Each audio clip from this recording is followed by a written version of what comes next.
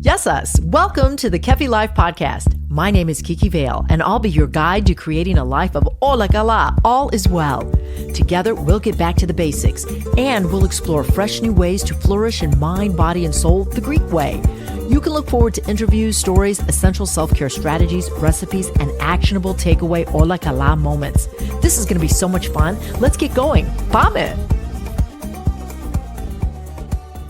Our Lexi for today is Αρχαίος, or ancient.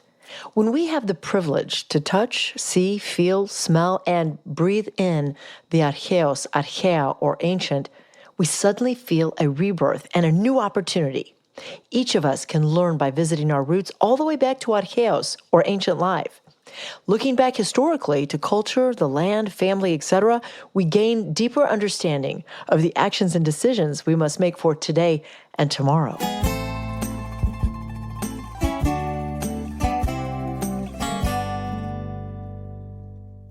Eleolado, olive oil, has been celebrated in the civilized world for millennia. Nearly eternal, the oil of this fruit has been more than just food to the cultures of the Mediterranean region. It's been medicinal, ceremonial, sacramental, and the foundation of great wealth and power. It is safe to say that olive oil is the ethos, the essence of Greek culinary culture. Today, the priceless and life-giving ingredients of this liquid gold can be delivered to you when you purchase your premium bottle of Kefi Life extra virgin olive oil from the region my parents were born, the Peloponnese. The coveted Koroneiki olive is extensively cultivated here in the southern part of Greece, which offers the unique microclimate needed to grow a fruit netting the utmost nutrient value for extra virgin olive oil. Kefi Life extra virgin olive oil, a boundless amount of value, high in antioxidants with anti-inflammatory properties, linked to good mood and improved mental health. Get your bottle of wellness today when you visit kefilife.com. Yamas, and welcome to the Kefi Life Podcast. This is episode 174. Today, all of us will hold a bit of history in our hands. We have in our midst an expert in the art of antiquity, the ancient world that still holds court in our lives today.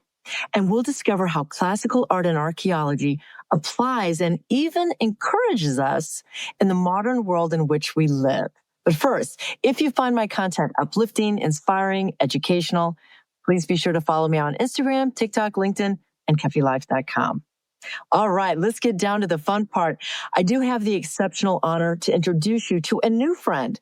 Yes, I recently met him on my visit to Greece, and his name is Dr. Georgios Koukovasilis. He is, or Koukovasilis, PhD in Classical Art and Archaeology. Georgios, it is such a pleasure to have you on the podcast. Hi, Kiki. Allow me to say that the pleasure is all mine. I'm really glad to be participating in your podcast, which is doing so much to draw attention to how important Greece and Greek culture overall. And yeah, I'm quite confident that we're going to have a most productive conversation. It's so exciting, and it's what's really fun, Georgios, and thank you for those good words. There is so much about Greece that applies to our world in general. You had the privilege, besides being born in Greece, I'm first generation Greek, but you were born there, so you have such a leg up. You were educated for this purpose at Cambridge, and I'm dying to know about just a snapshot of your education in Cambridge and Harvard. Yeah, so that's only one part of the story. So I've got a bachelor degree from the National Kapodistrian University at Athens. After I finished my undergraduate studies in archaeology and art history, I carried on with an MPhil, a master's in Cambridge, which culminated in my PhD. Wow. But that's actually, the more prosaic version of my journey, because for me, my engagement with Greek culture, with antiquity overall, is more of a personal and spiritual travel, as it were. Well, please share that with us, because my next question was, Georgios, how do you define archaeology? Yes. All right. So one conventional term which is broadly accepted as regards archaeology is that we define archaeology as the study of human history and prehistory through the excavation of ancient sites and the analysis of artifacts and other physical remains, be they skeletons, monumental architecture, and so forth. But of course, archaeology is subdivided into various fields. So we've got prehistorical archaeology, we've got classical archaeology, we've got medieval or Byzantine archaeology, and we even have industrial archaeology, as a matter of fact, because guess what? Human civilization keeps evolving. And so, there is a need to tap this evolution into history. If you look back to some of the relics and the ancient, I don't know what do I correctly call the Parthenon? What is it? That's not a monument. It's it's something more. It's something more than a monument. It's a symbol. But I think you could dub Parthenon an ancient monumental building, perhaps. So when we think about the Parthenon, for example, and we look and we say these people had no machinery, they were taking up these stones step by step, and we're thinking to ourselves, like, what about that structure or monument can inspire us today? Like, it still is, it's one of the seven wonders of the world, if you technically can say that. It's important in the world. Well, I think there are two dimensions, two powers at play here. First, we've got the more art historical aspect, which is how, Parthenon's architecture and sculpture inspired the Renaissance and the Enlightenment, and gave rise to what we might call modern Western art. The second dimension is Parthenon's strong links to democracy, to 5th century Athens and the birth of democratic society. So that is really so profound to think that what was happening back in the 5th century is still being practiced today in our modern world. We have elections going on all over the world, and we are attempting as human beings to practice democracy throughout, and that can be challenging because we are human beings with our own personalities. But what drew you to archaeology? Because when people go to Greece, this is what I want to impart, okay? When people go to Greece, oftentimes they think, and I'm generalizing, Georgios, they think, oh, I want to go to Mykonos or Santorini or the islands, and I want to go lay at the beach and all that. But what about places like Nemea or Patmos or Athena or Mykonos? Like, these are historical places that are not only beautiful, but can teach us something about our lives. So with that, I could say, what did draw you to archaeology? Yes. So I think it's a rather simple story. So I grew up reading mythology, ancient Greek history. I was always infatuated with Homer's Odyssey and the Iliad. So it was more of an internal impulse, perhaps. But of course, that this aspect is related to my relationship to the literary aspect of ancient Greece. I decided that I wanted to be an archaeologist, as a matter of fact, the day that I visited Mycenae and I stood before the Lion Gate. And I actually thought something similar to what you mentioned before. Like, okay, so this is not just a picture in a book. This is not a travel card. This is an actual monument which carries emotions and memory. And some people, thousands of years before, were able to lay it out. And here I am, a 21st century person, starting before of this monumental masterpiece. Perhaps that could narrow down my first contact with archaeology. But as I grew up, I realized quite nuanced questions like what defines humanity? How do we draw meaning from that? And how do all these things apply to my experience, to my modern experience as a 21st century persons? And I realized that actually these things make sense within a modern context because, a person that cannot look back to his or her past cannot really be certain of their future. So we really do have to know where we come from and how we operated as a people. And I'm curious to know if you have an example or an experience that you can share that in archaeology, through archaeology study and actual application, because you go to these places, is there an aspect that says you can define humanity? Like, are we explaining people? Have we changed? What has changed? First and foremost, there is a very practical dimension here, namely that classical culture is present in every field imaginable. So people who are interested in sciences, natural sciences, very quickly realize that, all terms which are to be found in geometry, chemistry, mathematics are somehow related to ancient Greece. So a person that understands their primary meaning can actually progress and make sense of what do they symbolize. That's only a field related to natural sciences. And then we've got the humanities, political sciences, philosophy, which are unfathomable without any knowledge of classical culture. A very nice example is that of political sciences.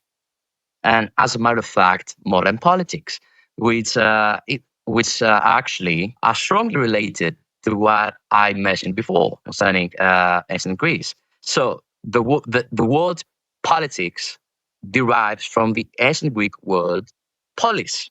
One might ask, why do we use this term to connote policy making in modern society? Well, as a matter of fact, polis emerged as a new entity around 900, 800 BC, and it denoted a new form of organizing human communities. Because we had cities long before the Greeks. Yes, of course, the Greeks did not invent everything. We've got these great civilizations in Babylon, the Sumerians, the Egyptians, who had huge cities, right? But they were not polis in the modern sense that we define politics. They were communities which revolved around a monarch. Whereas the ancient Greek cities, which were actual polis, were made up. They were composed of citizens, of a citizen body, which convened and made decision for the future, as a matter of fact. I think that's a very neat example to make people understand why engaging with the past is important for today. I think that is so exceptional because we have to, as you say, when we talk about the human experience and we talk about all these aspects of classical art, all of it does start within, like our humanity, who we are as people, how we feel, what our views are. And if we're fair about it, we can exchange these ideas and use the Socratic method, if you will. I will tell you, Georgios, that I think that through classical art and also through archaeology, that we should learn more about ourselves through looking back, but also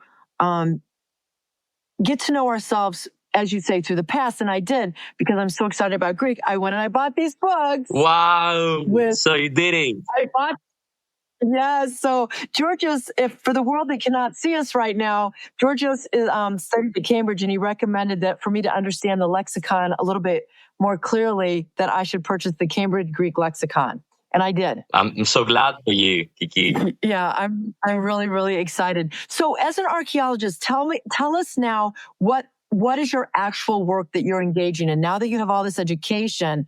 What are your hopes, your aspirations? What are you doing? So, as it stands, I'm not engaged in actual excavations because, here's a thing that we need to share with people, that archaeologists are not involved just in excavations. Actually, most archaeologists spend their time studying artifacts, inscriptions, and trying to make sense of them. So, as for me, I am studying Greek political culture in the Roman Empire by taking a close look at inscriptions and surviving statues. So, what I'm trying to do is combine epigraphic and other material evidence to understand how Greek communities carried on under Roman rule, which is also temporary, because in the future I might well engage in an excavation either in Greece or Egypt, don't know where. But yeah, it's a really fascinating job in the sense that it's not static. It currently evolves like human civilization per se. And I think that is very important, Georgios, for people to continually evolve if they want to be healthy and well. I say in my episodes and in my writing, olekala, all is well, when you balance the mind, the body, and the spirit.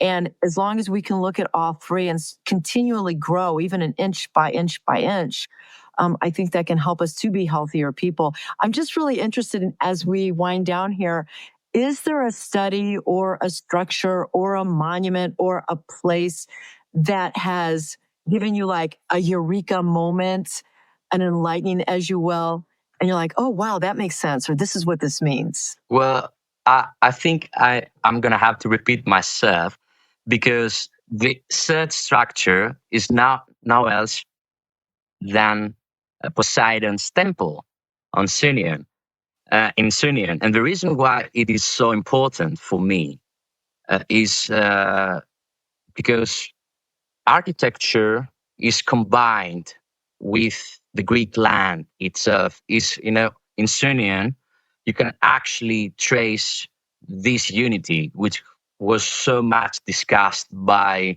ancient Greek philosophers, how mind and body and nature and architecture combine together in order to bestow meaning on the human condition. So, yeah, I will definitely go for Poseidon's temple in Sunium. This is when I had a second Eureka moment many years ago. Because, we all have our moments when, we start losing faith in what we're doing.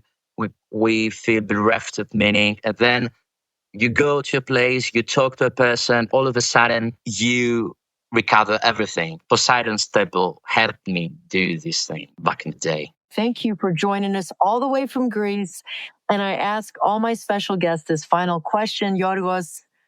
The question is, in my life, I've learned that. In my life, I've learned that I know nothing.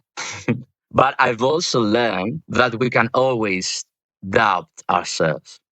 But we can see life as a challenge, as an agon, as an agon, as a competition, not with others, but with our own selves. So we don't really know as many things as we believe, but we can always overpass, our outcome, ourselves, and keep fighting, keep looking for the truth. Truth is everywhere. And we always need to keep the eyes of our soul and our mind open to that. Outstanding. Dr. Georgios Koukovasilis, toi pa kala. Okay, good. Thank you so much. We will see you again soon, okay? Yeah, thank you so much, Kiki, again for the invitation. And I wish you all well with what you're doing, because what you're doing is wonderful. People don't really need guys like me. They need people who are inspired and try to attune themselves with actual life. And this is one thing I could totally say about you, Kiki. I'm privileged to have participated in this. Thank you. Thank you so much. Naisikala. Thank you. Take care. God bless. Thank you. God bless you. Yamas, it's Kiki Vale. Today, I'd like to personally invite you to sign up for my Tuesday newsletter. Why? Because here I will directly communicate with you, sharing additional wellness content and promotions that our team has created for you in mind. I promise not to overload you, only further inspire you. Visit kefilife.com today, sign up for the Tuesday newsletter, bringing you one step closer to Olakala, all is well. Kiki Vale is the founder of Kefi Life. She is passionate about whole person wellness and living a fulfilled life. Her Kefi Life podcast is created to simply and naturally help you harmonize the mind, body, and soul the Greek way. Visit kefilife.com and check out Kiki Vale on LinkedIn and on Twitter. Join us again next time for more positive energy and inspiration on Kefi Life.